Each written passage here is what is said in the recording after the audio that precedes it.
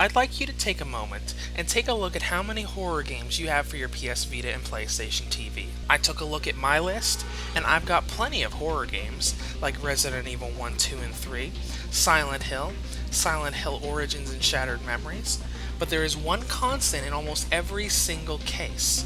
The PS Vita doesn't have many native horror titles at its disposal. Almost all of them are backwards compatible titles. Now, the Vita is getting some horror games later this year, like August 18th's Resident Evil Revelations 2 and Corpse Party Blood Drive in the fall. On the topic of Corpse Party, it is well known that to be able to play the PS Vita game that's coming later this year, you're going to have to be up to date on the plots of the original game and its sequel, Corpse Party Book of Shadows. To help prepare you for this, I am going to do retro video reviews of both titles. Without further delay, here is my official video review of the PSP title Corpse Party. The story of Corpse Party takes place at Kisaragi High School, where a group of students and their teacher are having a going-away celebration for one of their friends. In the end of this celebration, they all perform a friendship charm, which goes terribly wrong, causing an earthquake and causing all of them to lose consciousness. When they awaken, they realize that they are in a new school from the city's past, and that every wall around them is haunted by ghosts, curses, and other paranormal activities. Their task is to regroup if they can, and escape the school before the ghosts find them and kill them. The story of Corpse Party is a good story because of how chilling the atmosphere is. From the moment the game starts to the moment the game ends, you will constantly be on edge because the game throws twists and turns at almost every corner. Corpse Party is a 2D adventure game that was originally a project within the RPG Maker software. Despite being made in RPG Maker, this game is not an RPG in any way, shape, or form. You do have some health bars when you pull up the main menu, but through and through, this game is an adventure game with puzzle elements thrown into the mix. You'll progress through the game in chapters, and in each chapter, you will have a certain number of characters at your disposal that you will be using to explore the school and advance the story. Story is the biggest part of the game, though there are three main methods of progressing. There's exploration, which is running around to various rooms to try to spark the new story scenes. There's puzzle solving, such as finding various items scattered around by examining objects that you'll be able to use in other rooms to get items or to activate the new story events. And there's also evading enemies.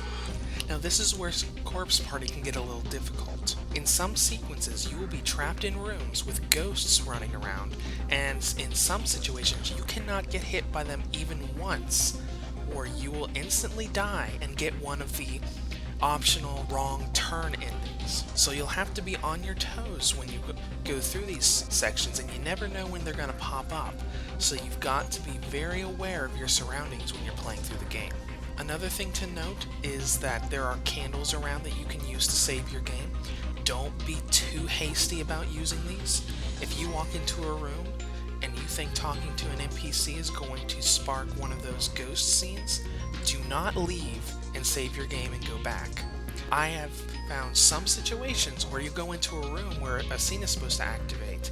I have left, gone to the save point, and the game has locked me out of the room, requiring me to start the chapter over from the beginning to get back to that point. It's good to save often, but don't be too hasty about it. Now, all in all, the game is fairly lengthy for an adventure game solely around storyline. Past the 5 main chapters of the game, you'll be spending about 8 to 10 hours playing through Corpse Party's story. There are also 10 extra chapters you can go through, which exceeds the limitation by several more hours. As far as the presentation is concerned, the visual presentation was pretty basic at the time. It's like a 2D dungeon crawler RPG, along with some CG scenes thrown into the mix. The game looks good for what it is, but in the transition to the Vita and the PlayStation TV, there is a noticeable blur around the character models. It isn't hugely noticeable and isn't going to make the game look terrible, but it is definitely noticeable if you're looking for it. Another point to make across about the presentation is that rooms don't always load the way they're supposed to. In some rooms, It'll load, and you won't have to wait any time at all before you can start moving in the room. In other rooms, it'll load, and you will have a 1 to 2 second lag before it'll actually give you control of your characters. It's not a huge problem, but it's still an annoyance. Corpse Party was proof that you didn't have to have fancy 3D visuals for a game to be creepy and chilling.